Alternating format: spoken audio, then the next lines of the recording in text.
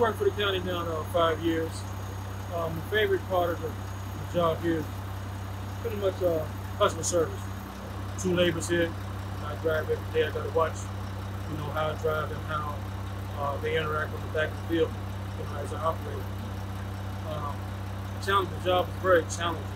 People, folks in front of the trucks, as they try to service the public trash. It's just that's my everyday thing. Our typical day here, we start at 5:30, 6 o'clock in the morning. We start picking up recycle. We either do trash, recycle, or yard waste. Today we're picking up recycle, these blue cans, and typically we pick up anywhere from 1,000 to 1,500 houses a day. It's hard labor. It's a lot of heavy lifting, and it's a really good workout. It's a very welcoming job. You see a lot of people. But it's nice like now, you enjoy the weather, meeting new people, seeing the kids waiting for us and stuff like that. That's what I wake up looking forward to.